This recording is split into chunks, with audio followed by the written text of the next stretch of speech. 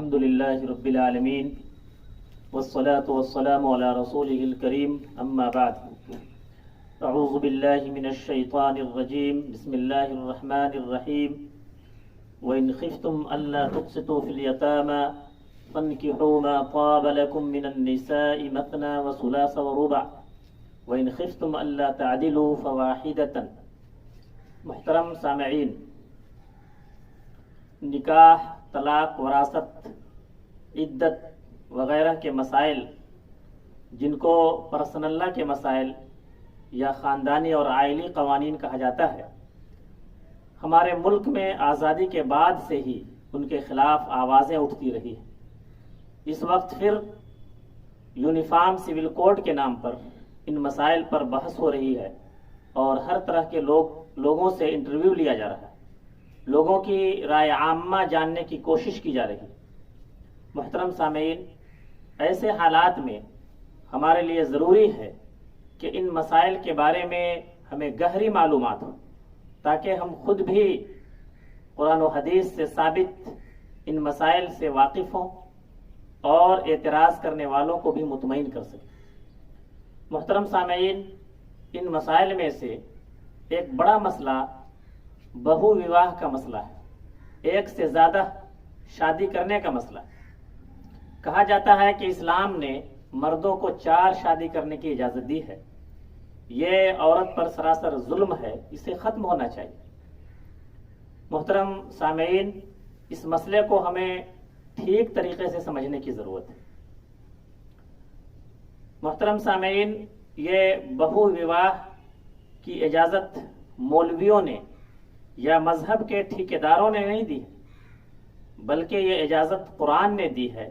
اللہ نے یہ اجازت دی ہے جو صرف مسلمانوں ہی کا رب نہیں بلکہ سارے انسانوں کا رب ہے، سارے جہاں کا رب ہے، اور اس کی اللہ کی اجازت کو بدلا نہیں جا سکتا.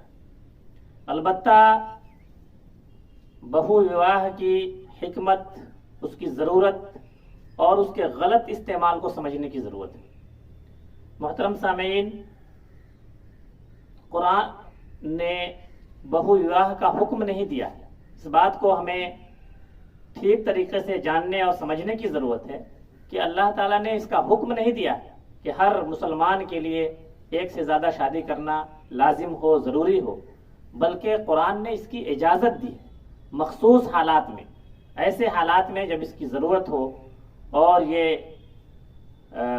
کچھ مسائل کا، کچھ سماجی اور معاشرتی مسائل کا حل ثابت ہو رہا ہو، ایسے مسائل حالات میں جو ہے قرآن نے اس کی اجازت دی.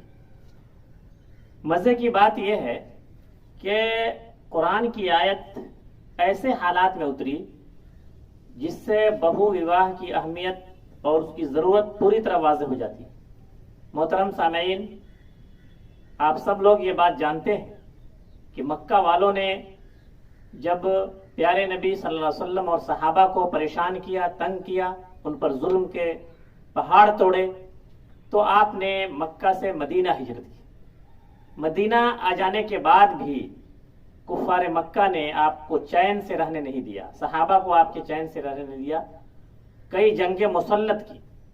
پہلی جنگ میں تو مسلمان کامیاب ہوئے، مکہ کے 70 افراد، 70 سردار قتل کیے گئے.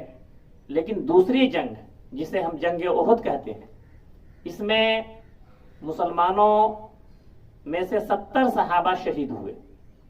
مدینے کی چھوٹی سی آبادی کے لیے یہ بہت بڑا واقعہ تھا کہ 70 لوگ شہید ہو گئے.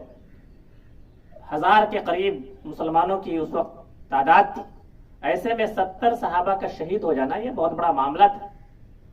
اس کے نتیجے میں بڑی تعداد میں عورتیں بیوہ اور مسمات ہو گئیں، بڑی تعداد میں بچے یتیم اور اناتھ ہو گئے.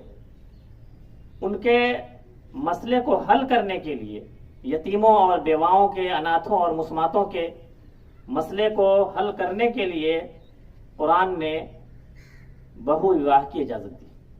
اللہ تعالیٰ نے سورہ نساء آیت نمبر 3 میں ارشاد فرمایا، وَإِنْ خِفْتُمْ أَلَّا تُقْسِطُوا فِي الْيَتَامَى فَانْكِحُوا مَا طَابَ لَكُم مِّنَ النِّسَاءِ مَثْنَىٰ وَثُلَاثَ وَرُبَاعَ. اگر تمہیں یہ اندیشہ ہو، تمہیں یہ ڈر ہو کہ یتیموں کے حق ادا نہیں کر سکو گے، یتیموں کے ساتھ انصاف نہیں کر سکو گے، تو جو عورتیں تمہارے مناسب حال ہوں ان میں سے 2 2 3 3 4 4 عورتوں سے تم نکاح کر لو۔ وَإِنْ خِفْتُمْ أَلَّا تَعْدِلُوا فَوَاحِدَةً، اور اگر تمہیں یہ ڈر ہو کہ انصاف نہیں کر سکو گے ان عورتوں کے بیچ، 2 بیویوں کے درمیان تم عدل نہیں کر سکو گے، انصاف نہیں کر سکو گے، تو پھر ایسی صورت میں ایک ہی بیوی پر قناعت کرو۔ محترم سامعین،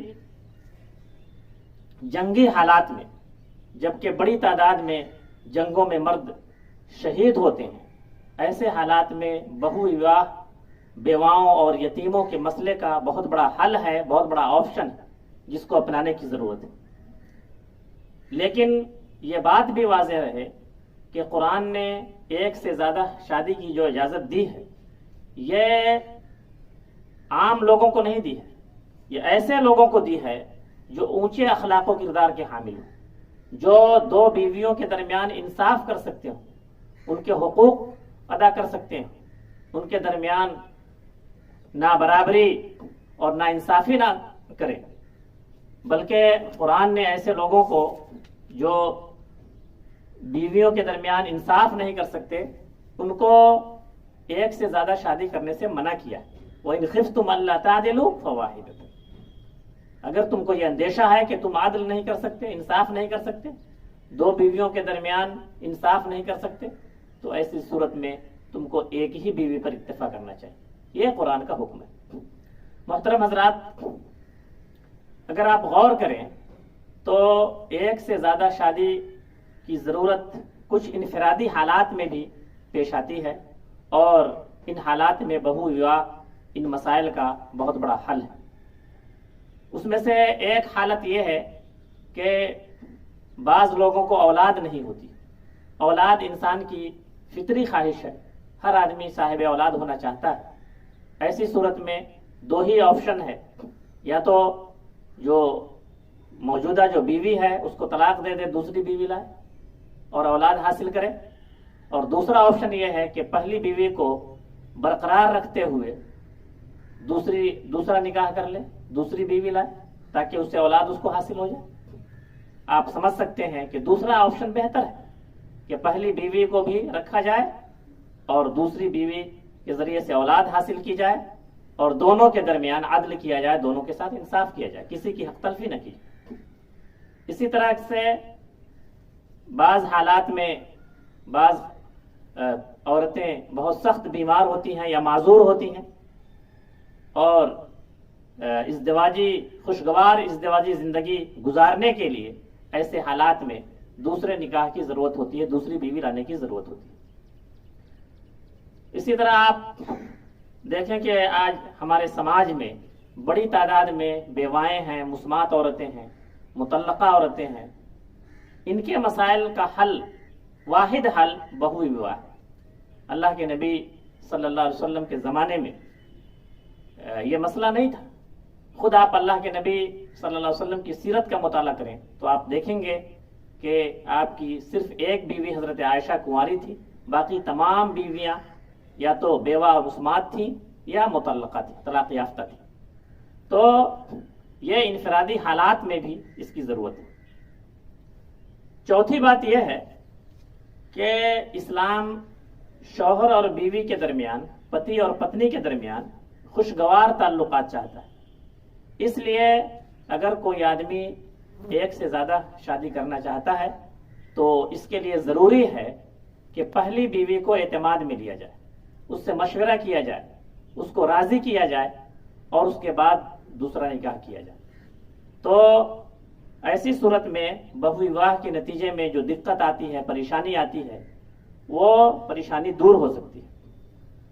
اور اگر ایسا نہیں کیا جاتا ہے، چپکے سے شادی رچا لی جاتی ہے، پھر پہلی بیوی کے ساتھ انصاف نہیں کیا جاتا، دوسری بیوی کے برابر پہلی بیوی کے حقوق ادا نہیں کیے جاتے، تو ایسی صورت میں مسائل پیدا ہوتے ہیں، پریشانیاں ہوتی ہیں۔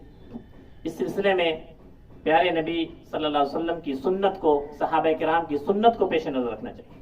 خاص طور سے آپ دیکھیے کہ پیارے نبی صلی اللہ علیہ وسلم نے جب حضرت زینب بنت جہش سے نکاح کیا تو مسلم شریف میں کتاب النکاح میں یہ پوری وضاحت موجود ہے کہ آپ نے ولیمے کا اہتمام کیا، لوگوں کو گوشت روٹی کھلایا، اور ولیمے سے فارغ ہونے کے بعد آپ تمام پہلے جو آپ زینب بنت جہش سے پہلے جو آپ کی تمام بیویاں تھیں، حضرت عائشہ رضی اللہ عنہ، حضرت حفصہ رضی اللہ عنہ اور دوسری تمام بیویاں، ان سب کے گھر آپ باری باری گئے اور ان سب سے آپ نے انفرادی ملاقات کی، ان کو سلام پیش کیا، اور تمام بیویوں نے آپ سے آپ کی خیریت اور آپ کی نئی بیوی کی خیریت دریافت کی کہ کیف وجدت اہلک، آپ نے اپنی نئی بیوی کو کیسا پایا. تو یہ وضاحت موجود ہے. پانچویں بات یہ ہے جو بڑی دلچسپ بات ہے، وہ یہ ہے کہ یہ بات بڑے زور و شور سے بیان کی جاتی ہے، بڑے پیمانے پر واویلا کیا جاتا ہے کہ مسلمانوں میں بہو وواہ کی اجازت ہے اور یہ عورتوں پر ظلم ہے، لیکن یہ ہر 10 سال پہ جو جن گننا ہوتا ہے اس سے یہ پتہ چلتا ہے کہ مسلمانوں سے زیادہ بہو وواہ یہ ہندوؤں میں، حالانکہ اسلام میں اس کی اجازت ہے اور ہندوؤں میں قانوناً ایک سے زیادہ بیوی رکھنے کی اجازت نہیں، لیکن ان کے ہاں اس کی تعداد زیادہ ہے. لہذا مسلمانوں کے سلسلے میں، ہندوستانی مسلمانوں کے سلسلے میں یہ واویلا کرنا بالکل غلط ہے. آخری بات یہ ہے کہ بہو وواہ یہ پیارے نبی صلی اللہ علیہ وسلم اور صحابہ کی سنت ہے، اس لیے مسلمانوں میں جو لوگ صاحب استطاعت ہیں، جسمانی استطاعت، مالی استطاعت، اخلاقی استطاعت رکھتے ہیں، جو 2 بیویوں کے درمیان انصاف کرنے کی صلاحیت رکھتے ہیں، ان کو چاہیے کہ اپنی پہلی بیوی کو اعتماد میں لے کر ان سے مشورہ کر کے نکاح ثانی کر کے کسی بیوہ اور مطلقہ کے مسئلے کو حل کریں، ان کی ازدواجی ضرورت کو پورا کریں. تو یہ بہت بڑا خیر کا کام ہوگا، بھلائی کا کام ہوگا. اللہ تعالیٰ سے دعا ہے کہ ہمیں اس مسئلے کو ٹھیک طریقے سے سمجھنے کی توفیق عطا فرمائے. وما توفیق الا باللہ علیہ توکلت و الیہ انیب.